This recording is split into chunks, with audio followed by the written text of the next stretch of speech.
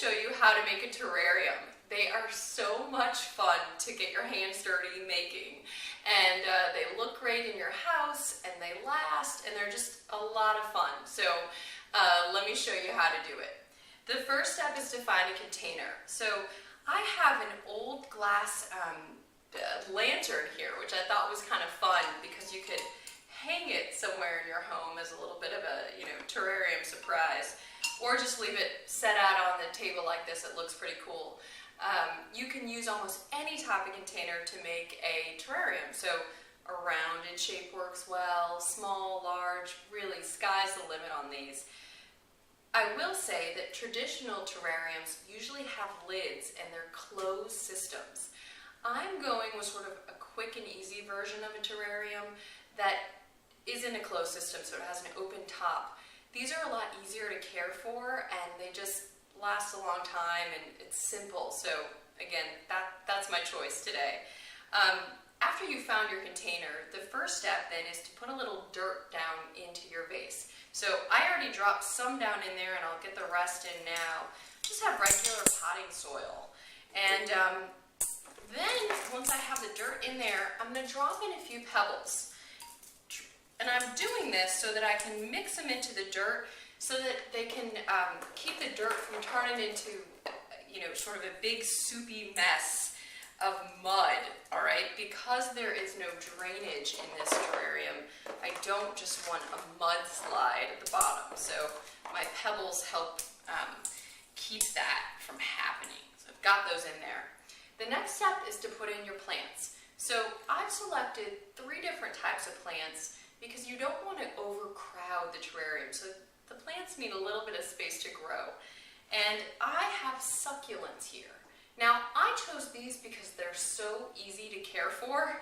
You really can water them once a week, sometimes even go 2 weeks, which is great if you're going on vacation or, just don't have a lot of time to devote to your terrarium. So they are small and cool looking, and I'm just gonna tuck them right down in here. Now, there are so many different types of plants that work well in terrariums, so don't think you're limited to succulents. Got a tall one here. I told you we were going to get down and dirty, right? As the soil comes off, and I'm just nestling it in so that those roots can take hold into the new dirt. I've got one more piece. So I chose 3 different types of succulents just for the look of it being a little bit different heights, different shapes. You can use all the same, it's completely up to you. All right, now these are all in there and they're secure, I can tell. The next thing I'll do is take a little bit of moss and drop this in here to cover up the dirt. So the dirt looks okay, but the moss looks better. It's nice and green, and it'll actually help keep the soil kind of moist. Get that down in there. A few more pieces of my moss. It's already looking good. I love these things. All right. And this is a great project to do with kids, or even with friends. You can have a terrarium making party. I've hosted many of those. And, one person can bring the plants, one person can bring the soil, another person with the rocks. It could be a lot of fun. All right, so I've got my plants in there and my moss. Now I'm going to add a few larger sort of river rock type rocks to drop down in there. These are just natural color and just look cool inside my terrarium.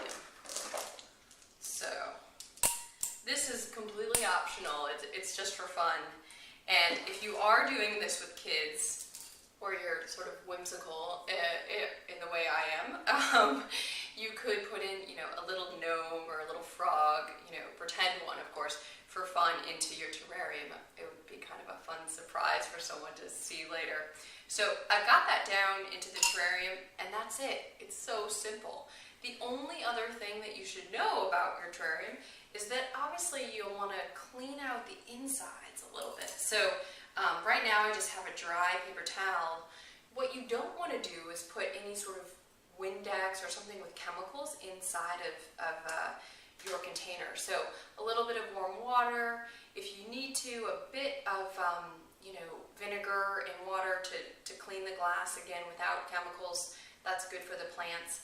And then when it's time to water them, and really I'd say if you're using succulents once a week, once every 2 weeks, you just go down and pour a little water inside, and you can always check the soil. So if the soil is really wet, stop watering. If it's super dry, you need to water more often. But as long as these terrariums get a little bit of light, the plants will grow and thrive, and they're just a wonderful, fun, simple way of having some outside in your house. So enjoy and make a terrarium. Thanks.